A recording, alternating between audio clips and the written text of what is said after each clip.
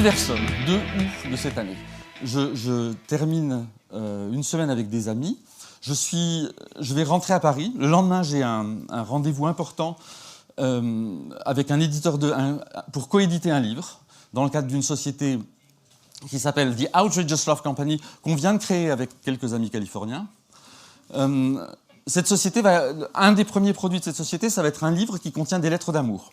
Outrageous Love Letters. Des lettres d'amour, pas uniquement romantiques, des lettres d'amour. La lettre d'amour que je pourrais écrire à Jean-Baptiste, parce que...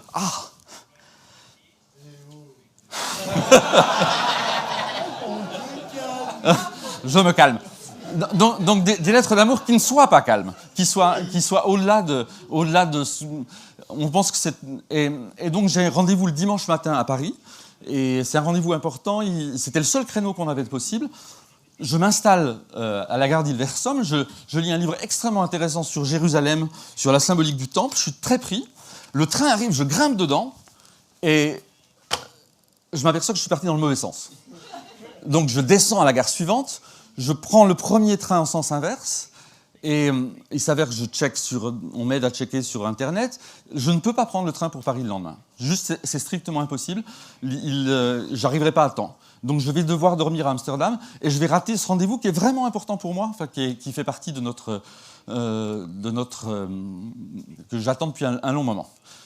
Et je me dis, bon, c'est un échec, on va voir ce qui sort de ça. Et à 9h du soir, je lis un peu mon livre toujours très centré sur la symbolique du temple qui m'intéressait. Et à 9h du soir, je me dis, je vais aller dîner dehors. Je descends, les portes de l'hôtel s'ouvrent, et en face de moi, un restaurant qui s'appelle Jérusalem.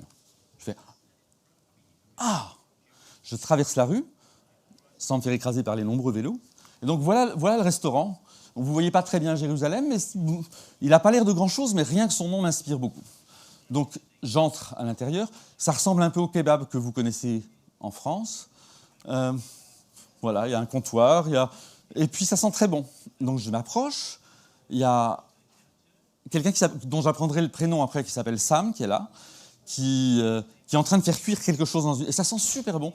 Donc je m'approche de lui et je lui demande, est-ce que vous pouvez me conseiller quelque chose? Il me dit, ça tombe bien, vous êtes dans le restaurant qui fait les meilleurs falafels du monde. Waouh! Je me dis, j'en espérais pas tant, mais rien que le nom, plus ça, je suis pris par le... Et je m'installe et je mets à regarder autour de moi. Et en fait, partout dans le restaurant, il y a des petites notes, des petits papiers faits par les clients qui disent leur amour du lieu, leur amour du propriétaire, combien ils ont été charmés par l'endroit. Donc, tout le restaurant est couvert de ce type de petites notes.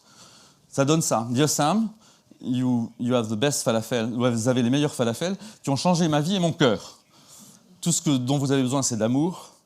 De votre ami aux yeux bruns. Sans doute c'était une déclaration d'amour, une vraie. Mais il y a des choses plus... Sam, vous êtes une des meilleures personnes que j'ai jamais vues. Sam, Earth Angel. Waouh! Et je m'installe, des dessins fabuleux faits sur place. Et les murs entiers couverts. Je m'installe avec Sam et on passe un long moment. À vrai dire, on a passé entre 9h et minuit, puis je suis retourné entre 4h et 6h du matin. Je me suis réveillé tôt, il n'ouvrait que la nuit. Et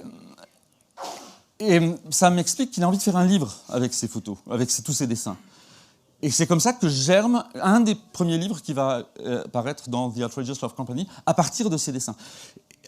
C'est 1000 fois mieux que ce que j'avais espéré au début.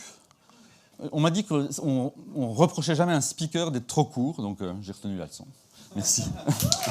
Merci Philippe, bravo.